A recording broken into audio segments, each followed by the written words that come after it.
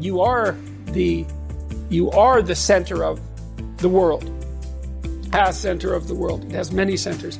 And you do partake in this process of casting the potential of the future into the reality of the present and the past. That's what your consciousness does.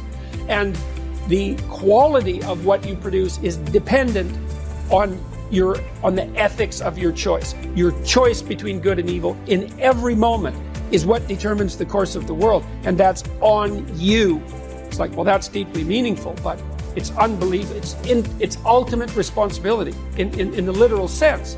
And I think that in order for us to set things right, we have to understand that we have to take on that burden of ultimate responsibility, as if it's not only as if it's ours, which it is, but as if there isn't anything better that we could do. And one of the things that I found so gratifying about the lecture tour that I've been doing is that, and why I keep doing it, the live events in particular, because we've done about 100 of them now so far, is that when I explain to the audiences, and this is especially true, it seems to be especially true of men, of young men, but not so young even, to say, look, you have an ethical obligation to lift the heaviest load you can possibly conceive of, and that's the primary call to adventure in life.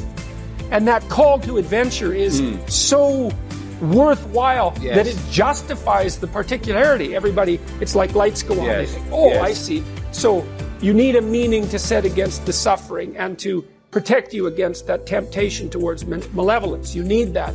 Well, where's the meaning to be found? Well, it's not happiness. It's not short-term pleasure. It's not self-development. It's not self-esteem. It's none of those things that are so focused on the individual psyche even. Yeah. It's literally the stumbling uphill towards the city of God with your burden. People go, well, that's where the meaning is, and they know that because they know responsible people. They know they admire responsible people. They already got that. Say, well, that's what you should become. And not only that, that's what you could become, because that's what you are in the deepest sense. You know, in the deepest part of your heart, that if you don't tell the truth, the world falls apart.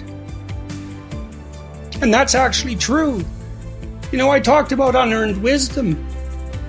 It's no trivial matter to understand that. You know, Dostoevsky said everyone is responsible for everything that happens to them and everything that happens to everyone else as well. And, you know, that's an insane statement, and he was a very extreme person, but it's also true.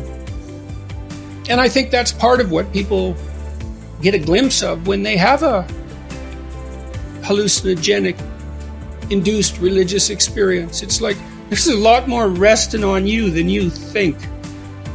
And you know that. You don't wake up in the morning berating yourself for telling the truth. You wake up at 4 a.m. berating yourself for violating your conscience. You know, and classically, in at least in some strains of Christian thinking, conscience is associated with Christ or with the Holy Spirit. It's the voice of God within.